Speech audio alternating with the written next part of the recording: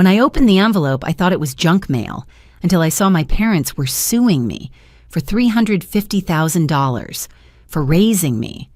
Hi, I'm Natalie. I've always been the dependable one, the one who never asked for anything, but when my parents decided I should pay for my sister's mortgage, after already covering her divorce and rent, I said no. What happened next? They turned the whole family against me, dragged me into court, and tried to make me the villain. But here's the twist. They didn't know what I had kept all along. Have you ever been expected to fix someone else's mess just because you're the responsible one? I'd love to hear your story in the comments. When my mom called it great family news, I should have known it wasn't about me. She always saved that phrase for announcements involving Rachel, a new job, a baby on the way, even when Rachel finally kicked out her philandering ex-husband. Great news, Mom had said, as if emotional devastation were some kind of fresh start. It was the Tuesday before Thanksgiving.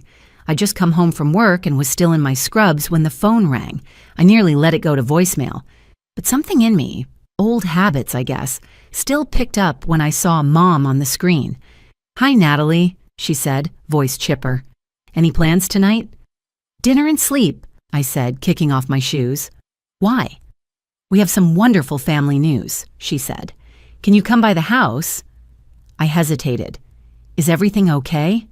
"Oh yes," she said quickly. "Even better than okay. Come for dinner. Your father and I already told Rachel, and she'll be there too." That should have been my cue to run the other way, but guilt is tricky like that. It wraps around your ribs and tightens until you can't say no without feeling like the villain.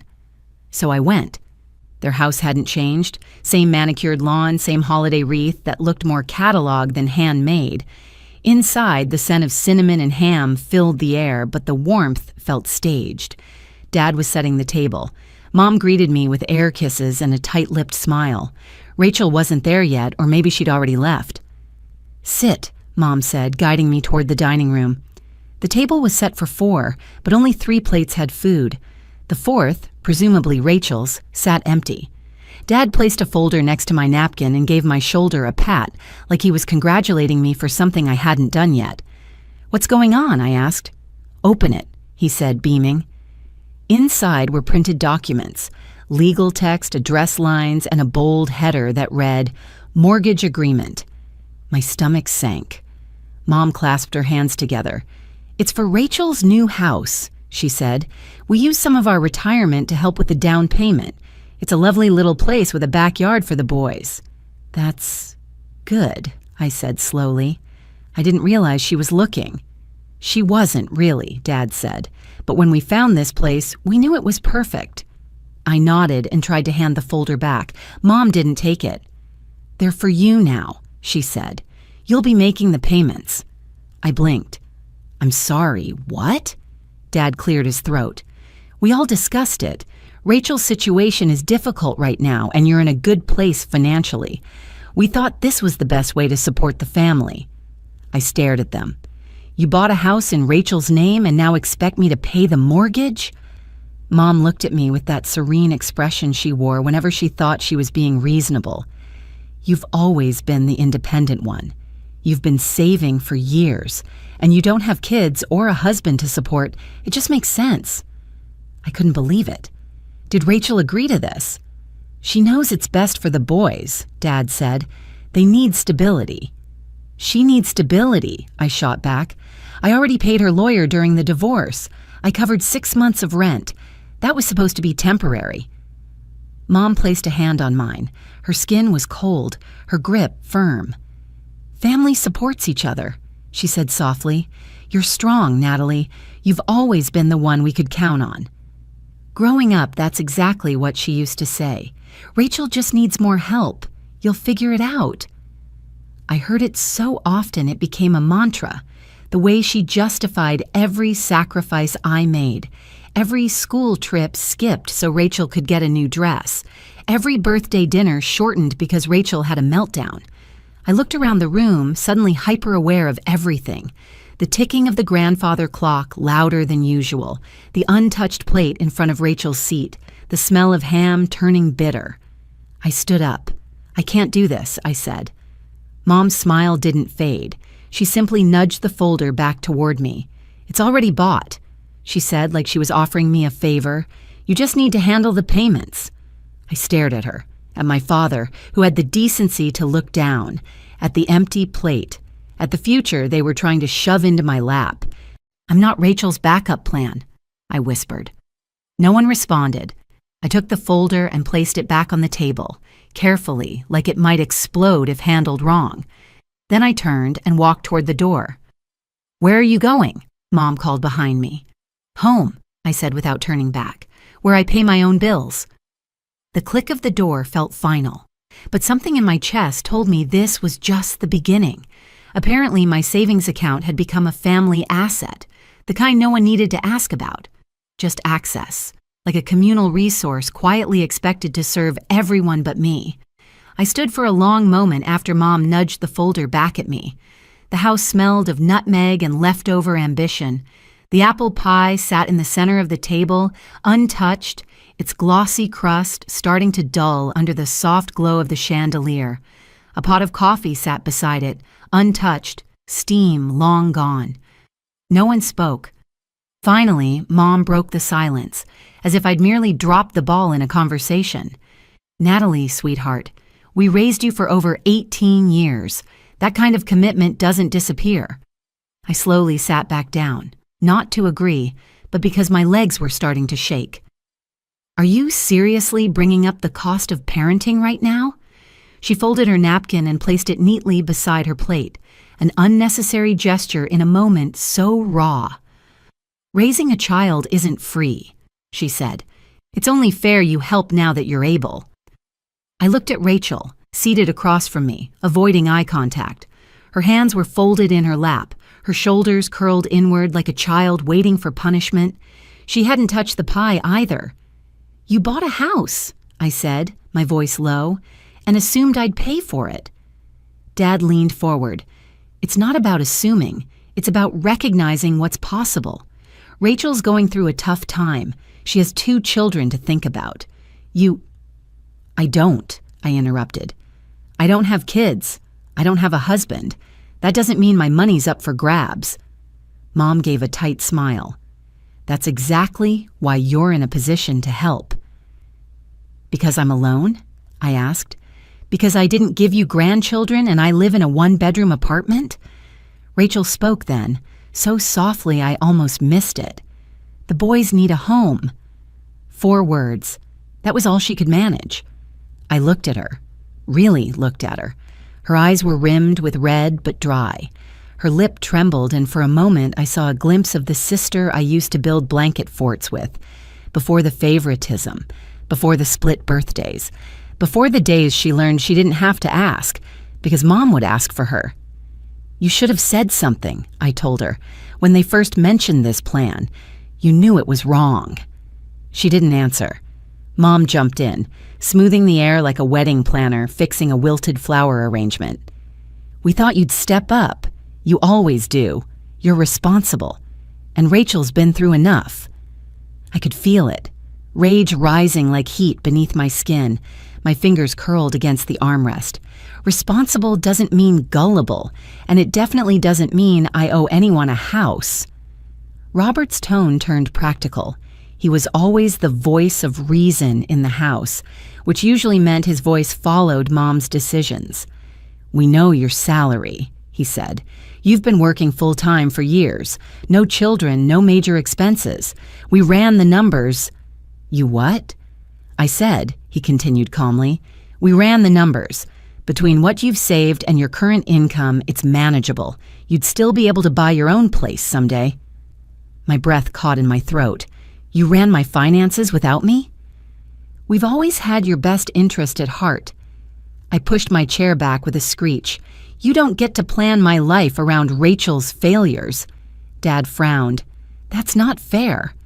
"Fair," I laughed bitterly. "You bought her a house and handed me the bill, without asking, without even wondering if I had other plans for my savings." Mom's tone shifted then, the way it always did when she thought she was losing ground, warm, pleading, rehearsed. "We only did this because we believe in you. You're capable. Rachel needs support. I looked at Rachel again. She wasn't crying. She wasn't protesting either. She doesn't need support, I said. She needs accountability. You all do. Dad's voice was firm now. We bought it knowing you'd take care of it. You don't have a family. This is how you support yours. I went still. Not having a husband or children had always made me feel like an outlier in this family. Now they'd twisted it into justification, like I had less of a life, like my dreams, quiet ones maybe, but real, were disposable in service of theirs.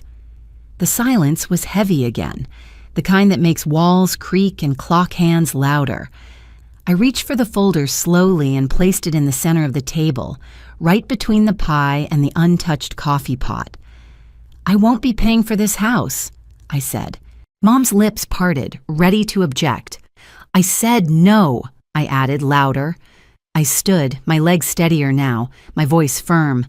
I wasn't sure what strength looked like until it passed through me like that, like a storm that doesn't ask for permission. I've helped before. I've given and given. But this is theft dressed as family. Rachel looked up then, eyes wide and shimmering, and for the first time, I didn't feel sorry for her. As I walked to the door, I didn't look back. I didn't take the pie or the folder. I didn't wait for Mom's guilt-tripping goodbye or Dad's rational last word. I reached for the knob and pulled it open into the night. Just as it clicked behind me, I heard it. Rachel, crying. Not wailing, not begging, just soft, broken sobs. I didn't stop. Let someone else comfort her this time. The next person to call me wasn't my mother, it was my cousin Jenna, calling me selfish. It was a rainy Tuesday, early December. I'd just gotten home from work, coat still damp from the mist outside. My apartment felt unusually still. The only sound, a quiet jazz station murmuring from the kitchen radio. I poured myself a cup of cocoa, set it on the counter, and let my body fold into the couch. That's when my phone buzzed. Jenna's name lit the screen. I hadn't talked to her in months, maybe a year. The kind of cousin who sends holiday photos of her kids but never texts on your birthday. I hesitated, then answered. Hey, Jenna. I can't believe what I'm hearing, she began, skipping any greeting. Rachel said you won't help with the house. My stomach clenched. That's right. She's your sister, Jenna continued, and those boys, your nephews, they need a home. Rachel would do it for you. I almost laughed. No, she wouldn't. Family helps family, Natalie, she snapped. You're acting cold. I've already helped Rachel, I said, keeping my voice as even as I could. I paid her rent. I covered her divorce attorney. But no one asked before buying a house and handing me the bill. She's struggling, Jenna said, and you're sitting on savings. I didn't answer. I didn't have to. She hung up without saying goodbye. That set the tone for the rest of the week. Voicemails started trickling in, Uncle Mark's voice slow and gravelly, telling me I was too proud to remember my roots. A text from Aunt Emily, just one line. You're really not who I thought you were. By Thursday, my phone buzzed every few hours. Most I ignored. Some I listened to, then deleted. They all sounded the same. Think of the boys. She needs you. Family sticks together. I blocked 6 numbers before dinner, and then came the message I couldn't delete. Mom's voice, brittle and sharp. We gave you life. This is how you thank us? It was only 10 words, but it hung in the air like smoke. I listened to it 3 times before pressing delete. That night, I stood in front of the kitchen cabinet I rarely opened. Inside was a teacup, white with tiny lavender blossoms, cracked across the handle. I'd painted it at a summer camp when I was 12. Mom had stashed it away, saying it didn't match the rest of her china. I'd taken it with me when I moved out, a quiet act of defiance. Now I stared at it, through the glass. A small thing, forgotten and flawed, but still mine. By the weekend, I couldn't breathe in that apartment anymore. The walls felt too tight, the silence too judgmental. I needed something real, something older than guilt. So I drove to see my grandparents. They lived 40 minutes outside the city, in a modest bungalow with mismatched furniture and a bird feeder that always had visitors. My grandmother opened the door before I knocked, pulling me into a hug that smelled like cinnamon and fabric softener.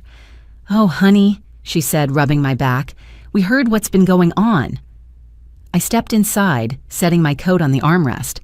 The fireplace crackled, and Grandpa looked up from his crossword, adjusting his glasses.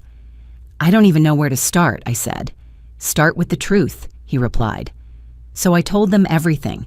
The dinner, the folder, the calls, even the silence from Rachel, which somehow hurt the most. They listened, nodding occasionally, faces calm but deeply lined with worry. When I finished, Grandma shook her head. "That's not helping. That's manipulation." "And Rachel?" I asked. "Why won't she speak up?" "Because she's been coddled her whole life," Grandpa said. "And your parents?" "Well, they made that bed. They told me I should do this because I'm single," I said quietly. Grandma's eyes flashed. "You've built a life for yourself. That's something to be proud of." I felt my throat tighten. "You're not wrong to say no," she added. "Not everyone understands boundaries, but that doesn't make them less important." For the first time in days, I exhaled without shaking. We had lunch, chicken salad, soft rolls, lemon bars for dessert, and I let myself settle into the rhythm of their home, warmth without conditions, love without expectations. By the time I left, the rain had stopped. The sky was still gray, but lighter somehow. I got home, set my keys on the counter, and saw the envelope. It had no return address, just my name. I opened it absently, expecting maybe a letter from work. Instead, I pulled out folded pages, dense text, official seals, and words that sent ice down my spine. Legal notification, civil action. I sat down. Slowly. It was a lawsuit, filed by my parents. They were suing me for $350,000, claiming it was repayment for raising me, food, clothing, medical bills, school supplies, even emotional labor during my college applications. I read it again and again. My hands shook as I placed the papers on the table. They were really doing this. Blood, it seemed, was just another ledger entry.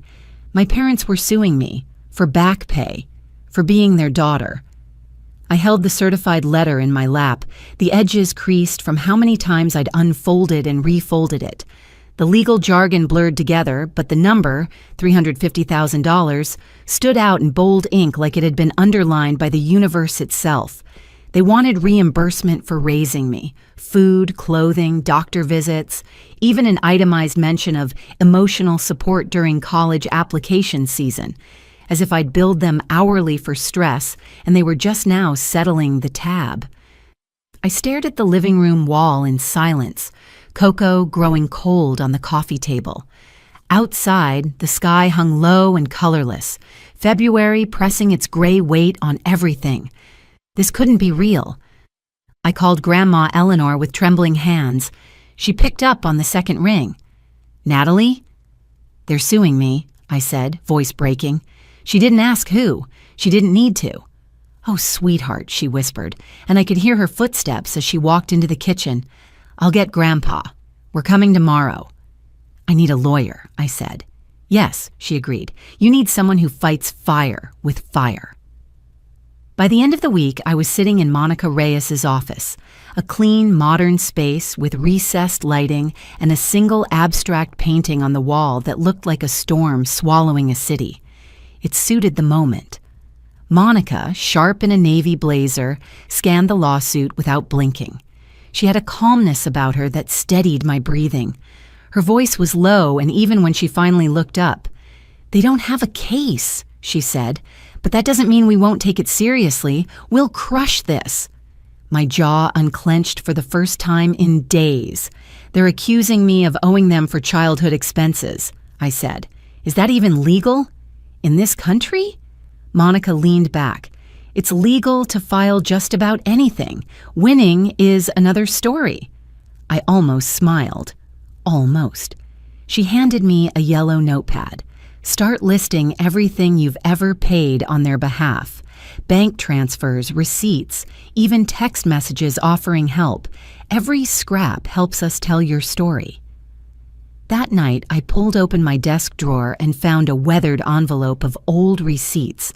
I'd kept them out of habit, not sentimentality. Proof of transfers when they'd claimed the mortgage was late, or Rachel needed diapers, or their water heater had burst. 1,000 little emergencies, none of which had ever been mine. One by one, I laid them out on the dining table. Rent payments, attorney fees for Rachel's divorce, a $250 grocery gift card I mailed last Thanksgiving. Each piece of paper was a snapshot of the silence that had filled the spaces between us. When I finished, I found a photo tucked between old paperwork. It was from high school. Rachel beamed front and center, her hair curled, hands on her hips like a pageant queen. Behind her, blurry, almost out of frame, I stood holding a participation ribbon. I stared at that photo longer than I wanted to admit. The next day, Monica flipped through the pile I brought in, nodding as she highlighted line after line. "This," she said, tapping a statement showing 6 months of rent payments. "This is what they'll pretend doesn't exist." She kept going, laying out our approach. A response to the court, a timeline for depositions, what to expect on the hearing date. At one point, she looked up and smiled, not kindly, sharply. "You didn't just support yourself," she said. "You supported them. Let's go make that clear." There it was again. Someone believing me without needing me to justify or explain. I sat up a little straighter. By the time I got home that evening, the sky had shifted to deep blue. I stood by the window for a long time, watching the city breathe beneath 1,000 lit windows. Then I opened my calendar. The court date was set. They wanted a fight. I was ready to show them who I'd become. Walking into court felt like walking into my own family's funeral. The Wake County Courthouse loomed above me in cold, gray stone. I remember thinking the air conditioning was too strong, humming like an engine that wouldn't shut off. My heels echoed against the floor as I walked past the wooden benches, past the people waiting for their turn at justice, past all the strangers who had no idea this wasn't just a lawsuit. It was the end of something I'd spent 32 years trying to preserve. My grandparents were already inside, sitting in the second row. Grandpa gave me a nod, firm and silent. Grandma reached out and squeezed my hand as I passed. "Whatever happens," she whispered, "we know who you are." Monica walked beside me, composed as ever. She wore the same navy suit she did at our first meeting, her briefcase tucked under one arm like a sword. My parents sat on the opposite side of the aisle. My father's expression was unreadable, but my mother looked ready to cry, though I couldn't tell if it was sadness or performance. Rachel sat behind them, her eyes darting toward mine for just a second before flicking away. The judge, a man in his early 60s named Ramsey, entered briskly. He didn't smile. He didn't have to. The silence in the courtroom fell thick and immediate. We began. The court clerk read the summary aloud. The plaintiffs, Diane and Robert Sanders, were seeking $350,000 in reimbursement from their daughter, Natalie Sanders, for upbringing, for emotional investment, for being their child. I didn't blink. Diane took the stand first. She looked small under the lights, like a woman who'd gotten lost in the role she wrote for herself. Her voice was soft but trembled with practiced conviction. "We raised Natalie," she said, hands folded in her lap. "We fed her, we provided for her, and now we are struggling while she lives comfortably. All we ask is a fair contribution." Monica didn't flinch. She let Diane speak until the tears came. Then, with a polite nod, she stood. "Mrs. Sanders," she began, voice smooth, "can you confirm whether you paid for Natalie's college tuition?" Diane paused. "Well, no," she said. My mother did." "Did you contribute financially in any way after Natalie turned 18? "We were focused on Rachel's wedding at the time," Diane replied. "There was a lot going on." "So Natalie received no financial support from you during adulthood?" "She was independent," Diane said quickly, as though that were a flaw. She made it clear she didn't need us. Monica lifted a folder and handed a copy to the judge. These documents show Miss Sanders sent over $22,000 to her parents over the last 8 years. Small transfers, rent assistance, even grocery gift cards. Would you like me to read each item aloud? Judge Ramsey flipped through the pages. That won't be necessary. My father took the stand next. His tone was colder, less emotional. We're not saying we didn't make mistakes, he offered, but family supports each other. Natalie has the means. Rachel doesn't. Did you discuss the mortgage plan with Natalie before buying the house? Monica asked. He hesitated. No, he said. We assumed she would help. Monica tilted her head. Because she always had? He didn't answer. Then came Rachel. She walked slowly, her blouse tucked too neatly like she was trying hard to look respectable. When she sat, she kept her eyes down. She doesn't have kids, Rachel said simply. I do. It's only fair. Monica didn't respond right away. The silence stretched long enough for the words to echo. Then she stood. Fair isn't exploitation, she said quietly. Fair is asking, not expecting. Fair is not buying a house you can't afford and handing someone else the bill because their life doesn't mirror yours. Rachel stared straight ahead. Finally, I was called. I stood with my back straight, hands steady. Monica had prepared me, but nothing prepares you for testifying against your own blood. I never refused to help my family, I said, but there's a difference between generosity and being used. I paid for my sister's attorney. I paid for her rent. I supported my parents when they said they were behind on bills. I did it quietly. I never asked for thanks. I paused. But they didn't ask for help. They demanded it. And when I said no, they tried to ruin me for it. Judge Ramsey tapped his pen once, twice on the wooden bench before leaning forward. I've reviewed both the claims and the supporting evidence, he began, his voice calm but firm. This case is not only without merit, it is, frankly, shameful. He looked directly at my parents. Raising a child is a responsibility, not a loan. What I see here is not a daughter shirking duty. It is a pattern of entitlement, cloaked in the language of love. He turned to me. Miss Sanders, this court dismisses the case entirely. It took a full 10 seconds before I breathed again. I turned to Monica, who gave a slight, victorious smile. My grandparents both teared up, Grandma dabbing her eyes with a tissue she'd probably carried in her purse for 20 years. We stood to leave. As I passed the row where my family sat, Rachel leaned in close and hissed, "You ruined everything." I stopped. For a moment, I looked at her the way you might look at a painting you once thought beautiful, but now see as warped. "No," I said. "I just stopped playing along." I didn't wait for her reply.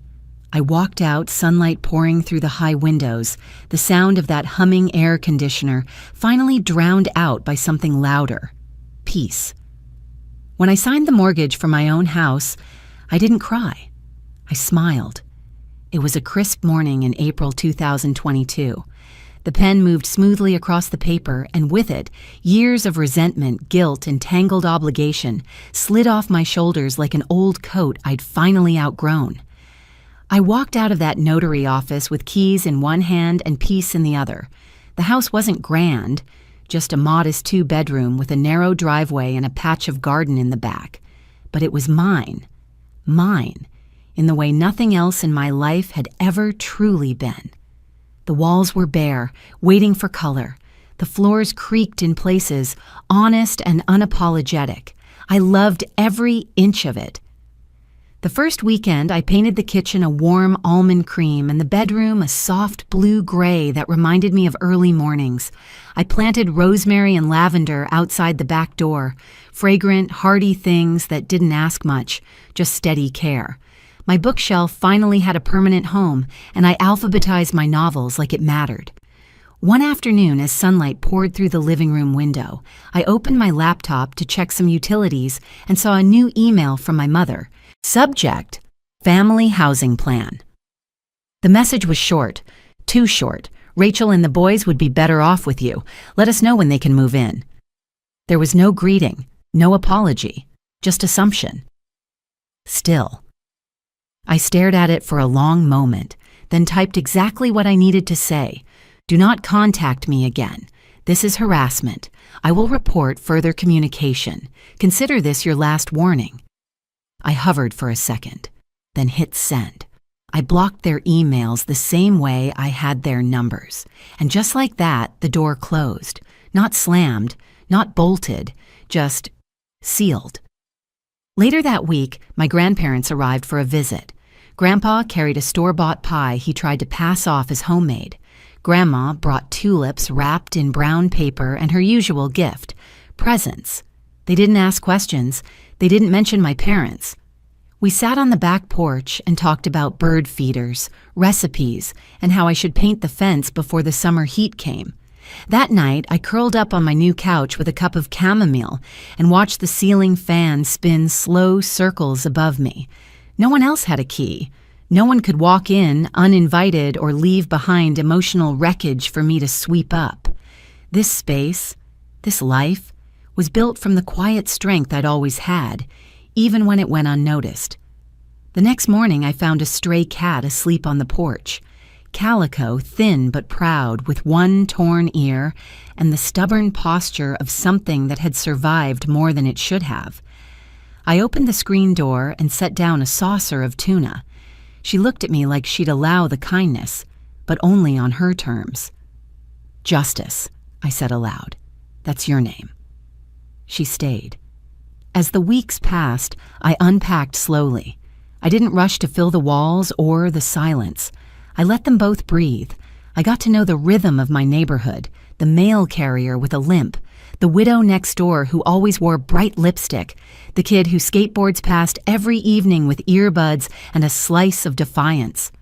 One day, while sweeping the porch, I paused to sip coffee. The rosemary had begun to bloom. Justice was curled in a patch of sun, twitching in her sleep.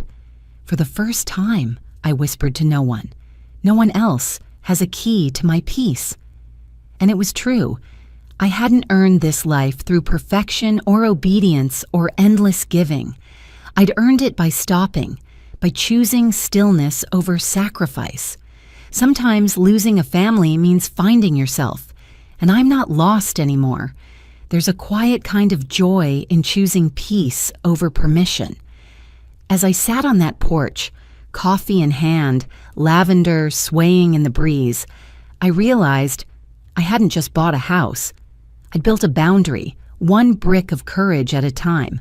Sometimes love asks us to give, but other times it dares us to walk away with grace. Families don't need to be perfect, but they do need to be fair, and love without respect is just control in disguise.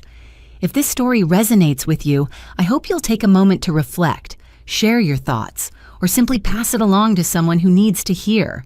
You don't owe anyone your peace.